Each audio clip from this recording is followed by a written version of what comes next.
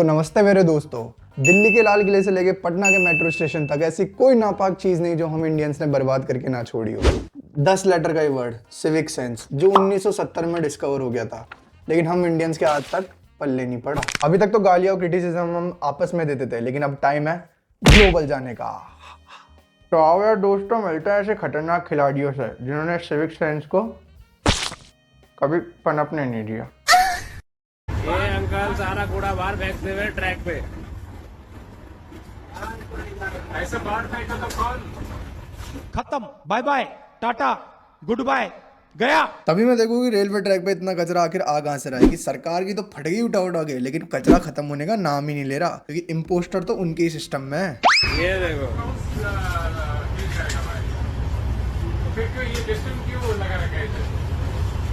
ये है Indian railway की हालत। इन अंकल ने कोई कसर नहीं छोड़ी मोदी जी की योजना को बर्बाद करने में। वो घर घर कचरा उठाओ योजना चला रहे थे और ये घर घर कचरा फैलाओ योजना।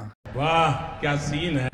नहीं मतलब सोच के देखिए, वहाँ खड़े खड़े लोगों को शर्म आ गई, लेकिन अंकल अपनी फुल मस्ती और चौड़ में। हमारे यहाँ ऐसा ही होता है। एनीवेज, रेलवे वाले अंकल ने तो अभी डेमो दिया ही था कि उनको टक्कर देने एक और अंकल आ गए। ક્યાંય પણ કાંઈ ના જોઈએ, જ્યાં મળી જગ્યા બેસી જઈએ.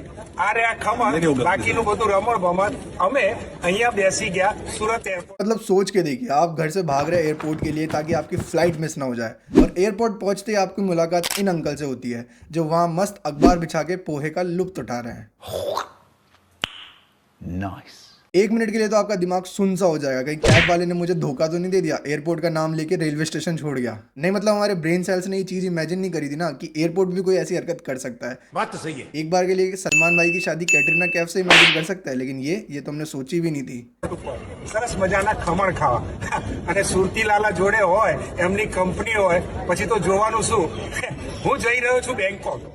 हाँ अंकल, मैं समझ गया आपकी बात है, आप वेरी डाउन टू अर्थ होने का मैसेज दे रहे हैं, लेकिन इतना भी डाउन टू अर्थ नहीं होना था कि एयरपोर्ट पे पातल दूने बिछा के वहाँ पे पोहे खाने लग जाओ, वो भी कड़ी के साथ। अभी तक तो ये खेल हमारे देश में चल रहे थे, लेकिन हमारे खिलाड़ियों ने इन्हें इंटरनेशनल भी पहुँचा दिया। Now, a New Zealand man is under fire this morning after he was filmed giving himself a really good scrub No way. in a kid's pool.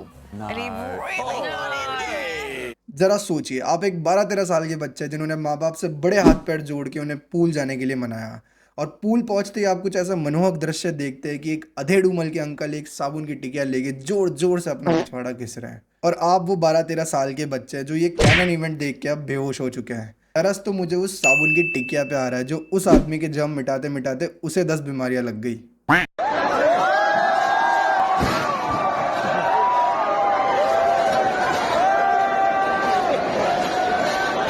मैं मानता हूँ हमारे देश में भूखमरी थी, लेकिन इस कदर थी कभी मालूम नहीं पड़ा।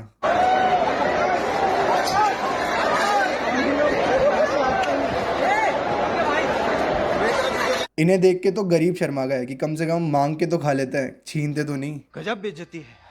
और हाँ, जब बात सिविक सेंस की हो रही हो तो हमारे बिहारी भाई किसी से पीछे थोड़ी रह सकते हैं। इन्होंने भी सोचा कि लोग जब इतना योगदान दे ही रहे हैं तो थोड़ा योगदान हम भी दे देते हैं। 2-3 दिन भी नहीं हुए थे पटना में मेट्रो स्टेशन खुले कि वहां पे आके लोगों ने उसका उद्घाटन भी कर दिया, वो भी गुटके के साथ। वीडियो में नए मेट्रो स्टेशन की दीवारों, सीढ़ियों और प्लेटफॉर्म पर लाल गुटखा के दाग दिखाई दे रहे थे। वीडियो बनाने वाला शख्स कहता है, पटना मेट्रो को शुरू हुए 2 से 3 दिन भी नहीं हुए और यहाँ गुटखा गैंग पहुँच गई है। फिर ये लोग पक्की सड़कें, इंफ्रास्ट्रक्चर और डेवलपमेंट की मांग करते हैं। सीरियसली क्या सालों से हमें और हमारे देशवासियों को लूटा गया है, इसलिए आज़ाद होने के बाद से हमने ठान ली थी कि अब लूटने की बारी हमारी है, इसलिए जो भी जहाँ से फ्री में मिला लपेट लो।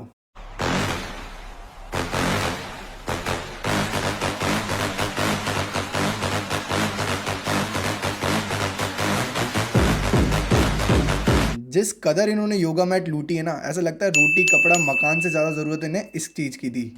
ऐसा मत करो मेरी जान, लाइफ में कुछ अच्छा करो यार. क्या लगता है इस योगा मैट का ये क्या करेंगे? कुछ भी नहीं करेंगे, घर के किसी कोने में पड़ी मिलेगी। लेकिन क्या है, हमारे मस्ती है ना कि एक ने लूटना चालू करा तो हम भी हाथ बटाएंगे। अभी तक तो हमने ऑलमोस्ट सारी चीजें कर ली, नहा लिए, धो लिए, पोया खा लिया और कचरा भी फेंक दिया, लेकिन एक चीज अभी भी मिसिंग थी, डांस।